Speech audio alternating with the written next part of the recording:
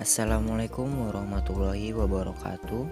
Kami dari mahasiswa STEF Islamic Village Prodi Perbankan Syariah dan Ekonomi Syariah semester 2. Di sini kami ingin memberikan video yang berisi tentang sistem ekonomi Islam. Yuk simak penjelasan berikut.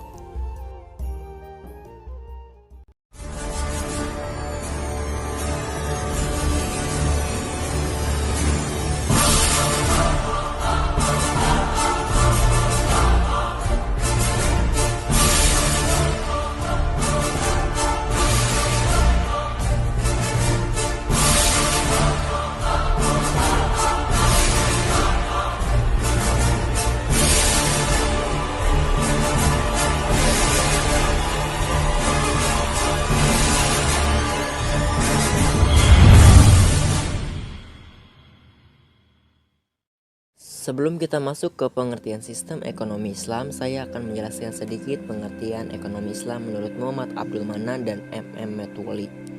Muhammad Abdul Manan mendefinisikan ekonomi Islam sebagai suatu ilmu pengetahuan sosial yang mempelajari masalah-masalah ekonomi rakyat yang diilhami oleh nilai-nilai Islam.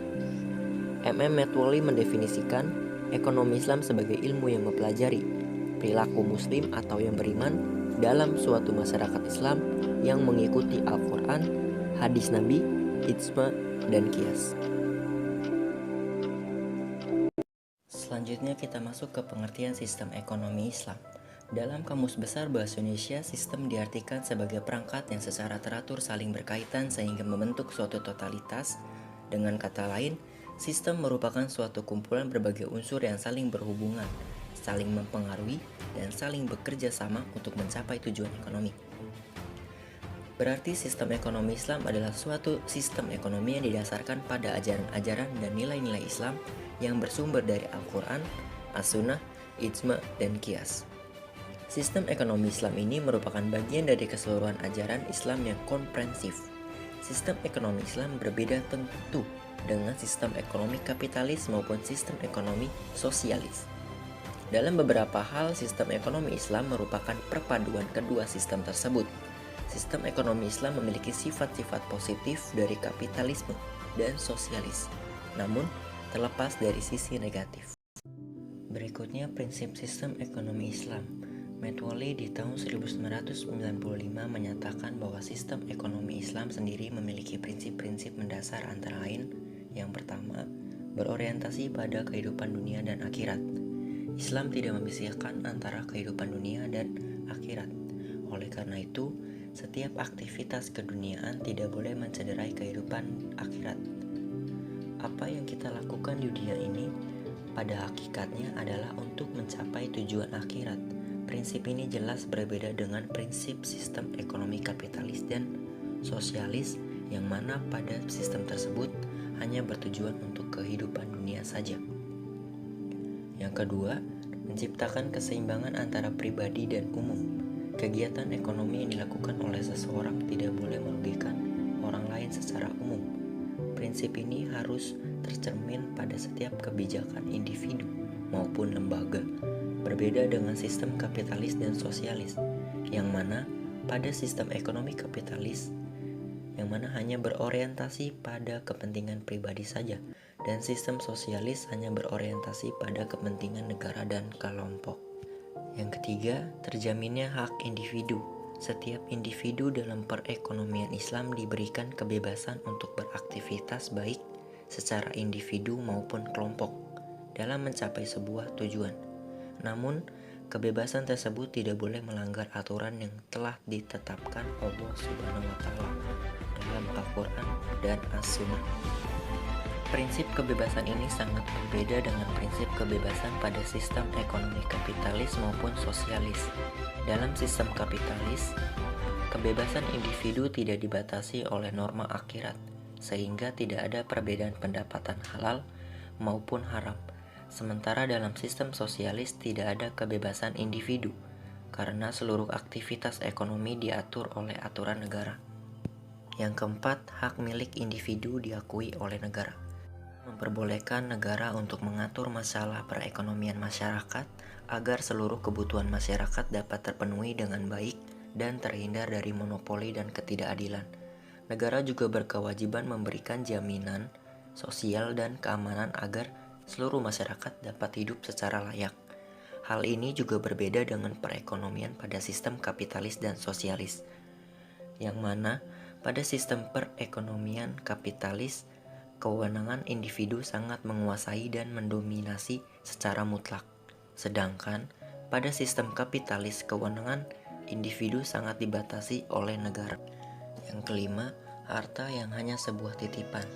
Islam menghormati hak milik pribadi, namun sejatinya harta yang diberikan hanyalah sebuah titipan yang mana dalam penggunaannya tidak boleh merugikan orang lain dan bertentangan dengan aturan yang telah ditetapkan Allah Subhanahu wa Ta'ala. Dalam sistem ekonomi Islam, kepemilikan pribadi sangat dihormati dan diakui, walaupun pada hakikatnya tidak mutlak, dan dalam pemanfaatannya tidak boleh merugikan orang lain. Sementara dalam sistem ekonomi kapitalis, kepemilikan bersifat mutlak dan pemanfaatannya sangat bebas. Pada sistem kapitalis justru sebaliknya, kepemilikan pribadi tidak diakui, yang ada hanya kepemilikan negara. Yang keenam, kewajiban membayar zakat. Zakat harus dikeluarkan atas kekayaan yang telah memenuhi batas nisab. Zakat merupakan alat distribusi kekayaan dari orang-orang kaya untuk diberikan kepada orang-orang miskin yang sangat membutuhkan. Begitu pentingnya zakat sehingga Allah Subhanahu wa Ta'ala menyandingkan perkara zakat dengan perkara sholat wajib. Allah Subhanahu wa Ta'ala berfirman dalam surat Al-Baqarah yang artinya, dan dirikanlah sholat, tunaikanlah zakat, dan rukuklah beserta orang-orang yang ruku. Quran surat Al-Baqarah ayat 43. Yang ketujuh, riba adalah haram. Islam telah melarang perbuatan riba dalam segala bentuknya secara tegas dan jelas. Hal ini tercantum dalam surat Ali Imran ayat 130, di mana Allah Subhanahu wa Ta'ala berfirman yang artinya, hai orang-orang yang beriman, janganlah kamu memakan riba dengan berlipat ganda, dan bertakwalah kamu kepada Allah supaya kamu mendapat keberuntungan. Peliharalah dirimu dari api neraka yang disediakan untuk orang-orang yang kafir. Quran surat Ali Imran ayat 130. Selanjutnya kita akan membahas tujuan sistem ekonomi Islam. Dalam banyak literatur, tujuan ekonomi Islam adalah membantu manusia mencapai kebahagiaan di dunia dan akhirat. Tujuan ekonomi Islam juga merupakan tujuan hidup manusia. Ajaran Islam mengarah pada tercapainya kemaslahatan dan kesejahteraan di dunia dan kehidupan di akhirat kelak. Menurut Profesor Muhammad Abu Zahroh, bahwa syariat Islam diturunkan bertujuan sebagai berikut. Yang pertama, penyucian jiwa, agar setiap muslim bisa menjadi sumber kebaikan dan bukan sumber keburukan bagi masyarakat dan lingkungannya. Yang kedua, tegaknya keadilan dalam masyarakat, baik sesama muslimin maupun non-muslim. Keadilan dalam berbagai aspek kehidupan harus tercipta demi terlaksananya kemaslahatan bersama, baik menyangkut kepentingan pribadi maupun umum. Yang ketiga, maslahah atau kebaikan yang dimaksud dan disepakati oleh para ulama adalah terjaganya 5 perlindungan dasar, yaitu yang pertama ada perlindungan agama, al-din, yang kedua perlindungan jiwa, al-nafs, yang ketiga perlindungan akal, al-aql, yang keempat perlindungan keturunan, al-nafs, yang kelima perlindungan harta, al-mal.